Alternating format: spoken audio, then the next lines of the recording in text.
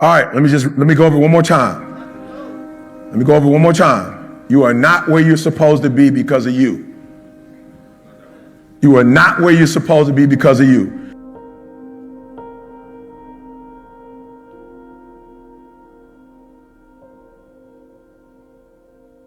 You are not where you're supposed to be financially because of you. It's all you. And it's because you're having a bad moment. You are human. You are human. I had a thought the other day, human. And I was on a treadmill. I had it for about 60 seconds. Then I had it for 90 seconds. And I was like, well, let's stop right now. Let's stop right now. I don't know why you're thinking this, because it is not helpful to where you are. And it's not helpful to where you're going. Human.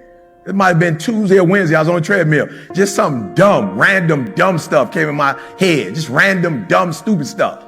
And I was like, I do not accept that. This is my brain, not yours.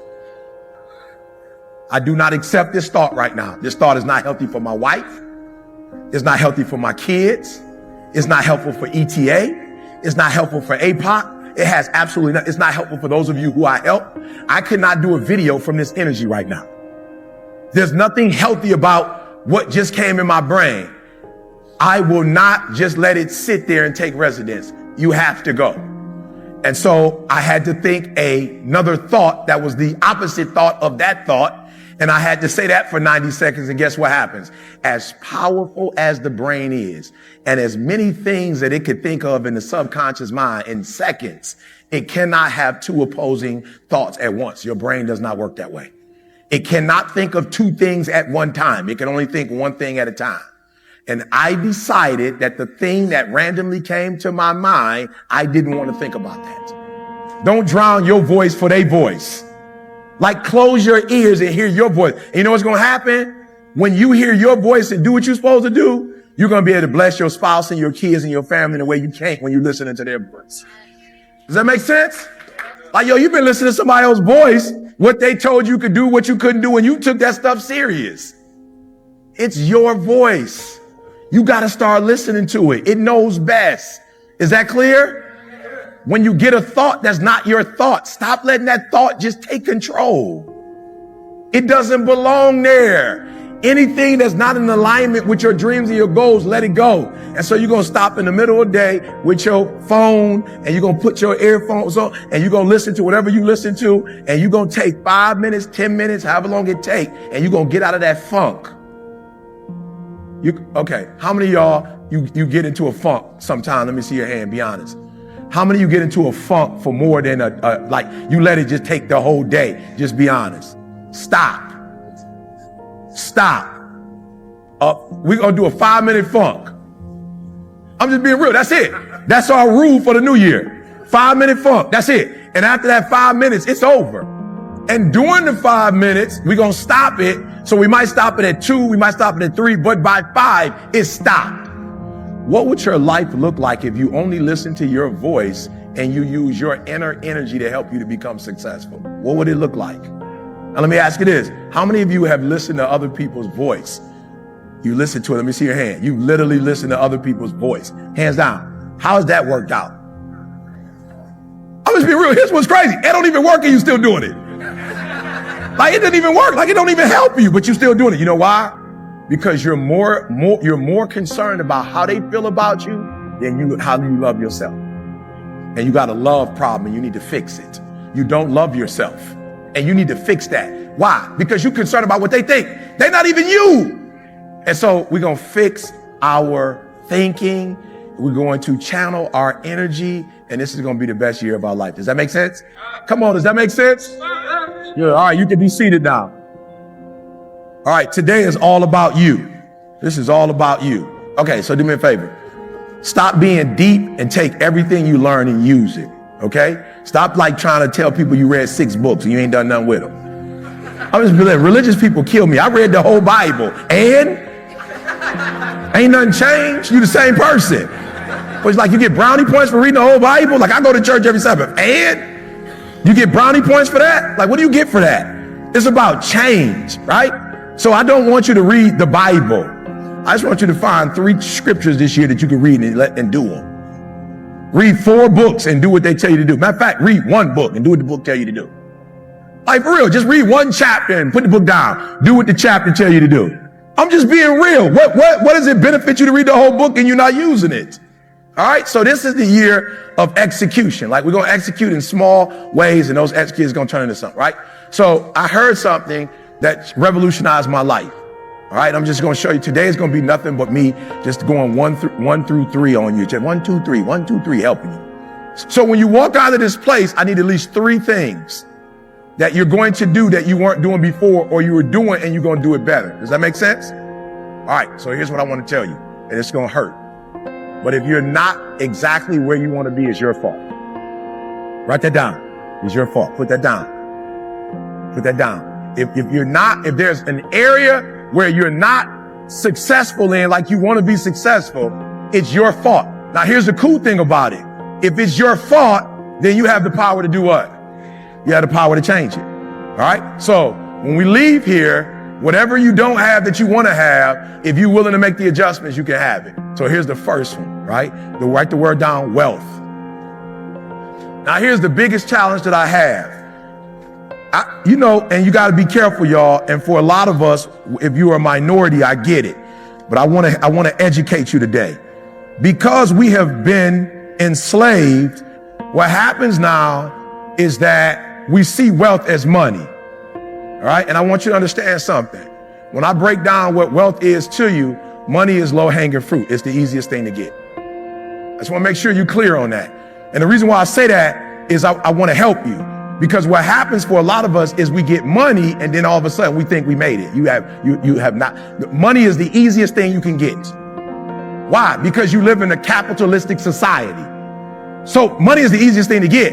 Being in a relationship for a long period of time and not getting a divorce, that's hard to do. Having a successful relationship with your kids, that's a hard thing to do. So what I want you to understand is when you make money and you walking around with the Louis bag, I feel you. Congratulations. That's the lowest level though. That's like getting a GED. I just want to make sure I'm clear. That's a GED. Because what? They sell Louis.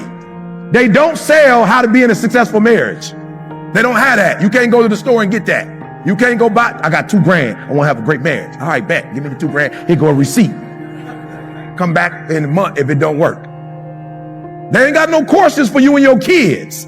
So I just need you to understand, there's nothing wrong with making a lot of money and buying stuff. But you cannot make money and then walk around thinking you all that in a bag of chips. You got a GED. Congratulations. We should have to throw a little party for you. Little baby one though. You ain't graduated from college. Ain't nobody about to cash you out. It's a GED. You feel me? But you should be proud. Put it up on the wall. But because you make money and you live in a house and you got stuff, that's not what Dr. Martin Luther King died for. He wasn't on that. He didn't say, I'm about to die so you can go buy Louis purses. Right? Is that clear? So I just want you to make sure that when you make good money, you put it in its proper place. Money is good to have. But if you could exchange a great marriage and a great relationship with your kids and only make 50 grand versus being a billionaire, but can't nobody stand you, you'd probably go for the 50 grand and have a healthy family. Does that make sense? And you be healthy. Amen. That's the highest level of success is when you get through all your hurt and your pain and you become whole. Because here's the deal. If you make money, you can teach me that. But if you're not whole, you can't lead me. No, you got to hear what I'm saying. It doesn't make us bad people. If you were 3, ain't nobody tripping. If you were 4, ain't nobody tripping. But the world would not follow the 21-year-old Eric Thomas. Let me just be clear on that. The world ain't about to follow the 21-year-old Eric. My wife wasn't even following me. My wife left. My wife wasn't even feeling me and what I was doing. Are you hearing what I'm saying? Nobody would follow the 26-year-old Eric. I was still a work in progress. But you will follow the 49-year-old Eric. Why? Because in many areas, I'm further along the road than you are. I'm not better than you, but I've made a commitment to be wealthier earlier than you.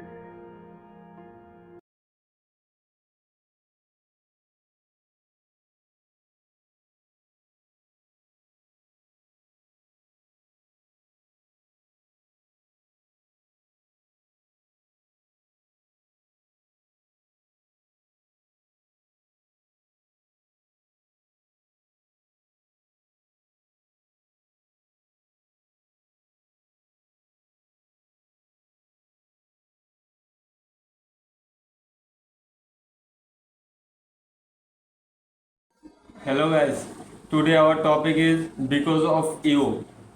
What's bring you here? I was just in a Negi border and thought I drove by. Can I come in?